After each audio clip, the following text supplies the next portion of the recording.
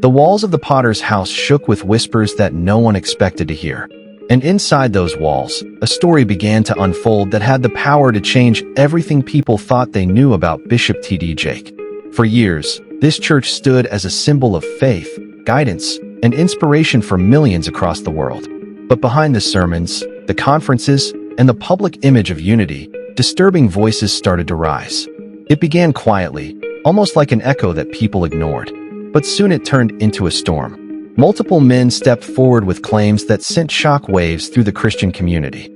And the details they revealed were far more disturbing than anyone imagined. You won't believe how quickly the reputation of one of the most powerful churches in America started to shake. At first, people thought it was just rumors, something that would disappear in a few days. But as more stories came out, it became impossible to deny. The Potter's House, long known for its mega gatherings and life-changing sermons, was suddenly under the darkest spotlight. Men who had once been silent finally found the courage to speak, and their words painted a picture that was completely different from what the world saw on stage. Let me tell you, these were not random complaints. They were testimonies that carried pain, fear, and years of silence. Some described experiences that they said took place right inside the church, moments that left them broken and confused. This is where it gets interesting because the timing of these allegations was something no one could ignore. Just as the church prepared for its biggest conferences of the year, when tens of thousands of people from across the globe were about to gather, these claims began to surface. What makes the story different is that it wasn't just one or two voices. It was a series of accounts that all carried a strange similarity, enough to make people stop and wonder if there was something far deeper hidden inside the very place that had always preached hope. The men said they were not only afraid of the acts themselves, but also of the silence forced upon them. They claimed they were told to stay quiet, warned that their credibility would be destroyed if they spoke out. Imagine living with a secret so heavy, but being told that no one would believe you, and worse, that the very community you trusted would turn against you. The craziest part is that some even said they faced intimidation, a pressure that made them feel trapped in their own faith. Destiny took an unexpected turn when more voices joined in. Each account, though unique, seemed to connect like pieces of a puzzle. These men weren't strangers to the church. They were part of it, some deeply involved. They described a system where speaking out was nearly impossible, where the fear of judgment was stronger than the desire for justice. And this is how the story began to grow bigger, louder, and harder to control. People started asking if the church was a house of healing and trust. How could such claims come from inside its walls? Was it possible that behind the stage lights and powerful sermons, there was a hidden world no one dared to expose? But here is the shocking part. According to insiders, these allegations weren't new. Some had been whispered about for years, but never in public. It was only now that the silence broke, and once it did, it refused to stop. The tension grew with every new statement, and the image of the Potter's house started to clash with the stories being told. Faith and fear were suddenly fighting in the same place, and thousands of followers were left wondering what to believe. The men who spoke out carried heavy risks. They risked being judged, attacked, or even abandoned by the very people who once stood beside them. Yet, they still stepped into the light, knowing that their truth needed to be heard. And as they did, a storm that had been hidden for years finally began to break open. As the first wave of voices echoed across the community, the story refused to die down. Instead, it grew deeper, stranger, and far more complicated. More men began stepping forward, each telling stories that, while different in detail, all carried the same undertone of fear, manipulation, and silence. This is where it gets interesting because these weren't just one-time incidents or misunderstandings. These accounts describe patterns that seemed to point to something much larger happening inside the Potter's house. Destiny took an unexpected turn when these men not only revealed what they had faced, but also how they had been pressured to remain quiet for so long. Some of the testimonies spoke about closed-door meetings where the atmosphere was heavy and intimidating. One insider described those rooms as places where problems were not solved but buried. The craziest part was that instead of protecting the victims, many believed the focus was on protecting the reputation of the church. What makes the story different is the way those meetings allegedly worked, creating a culture where questions were silenced and loyalty was demanded above everything else.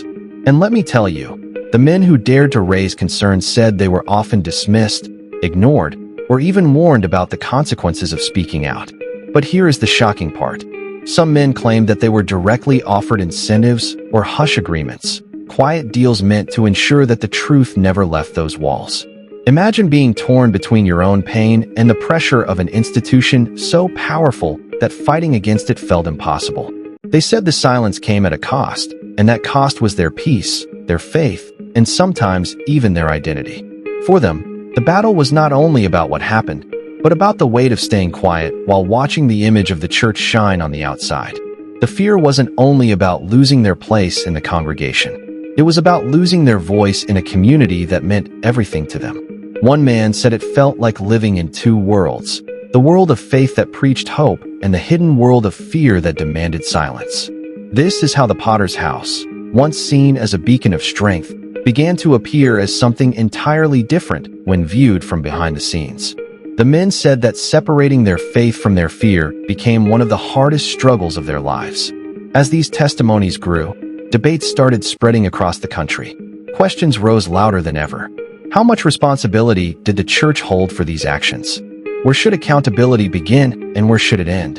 And perhaps the hardest question of all, if the victims could not feel safe to speak inside the church, then where could they go?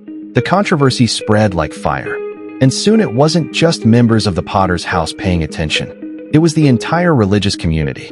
This is where destiny took another unexpected turn because some insiders hinted that the situation went beyond individual misconduct.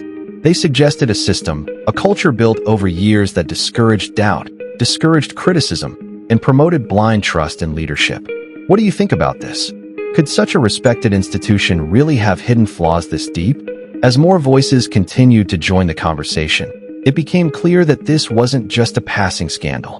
It was the beginning of something much bigger, a storm that no one could stop.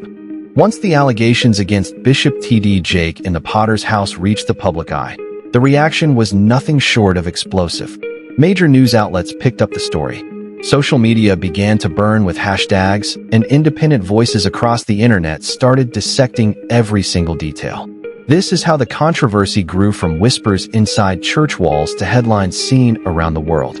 You won't believe how quickly the narrative split into two powerful sides, one standing firmly with Bishop Jakes and the other demanding answers, accountability, and justice.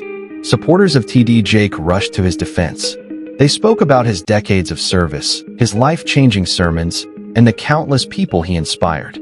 They argued that a man who dedicated his entire life to spreading hope and helping communities could not be guilty of what was being claimed. For them, the idea that Bishop Jakes could be tied to such a controversy was impossible to accept. They saw him as a spiritual guide, a man chosen to uplift millions, and they believed the accusations were nothing more than attempts to destroy his legacy. But here's the shocking part. Critics and skeptics were not willing to let it go so easily. They questioned the culture inside megachurches, pointing out how institutions with such massive influence and money often lack transparency. They asked why complaints had allegedly been silenced for years, and why the men who spoke out felt so threatened. They demanded investigations, accountability, and a closer look at how much power was being held behind closed doors. This is where it gets interesting because the debate was no longer just about Bishop Jakes. It became about the entire structure of authority inside religious institutions and whether blind faith allowed misconduct to stay hidden. Social media turned into a battlefield. Hashtags trended for weeks, with some calling for justice, while others flooded timelines with messages of support for the church.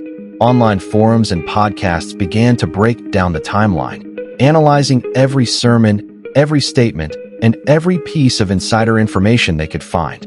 The craziest part was how quickly new testimonies began to emerge. Some people claimed the misconduct was an open secret within small circles of the church, something whispered about, but never spoken out loud. Destiny took an unexpected turn when those whispers finally came into the open, fueling the fire of suspicion.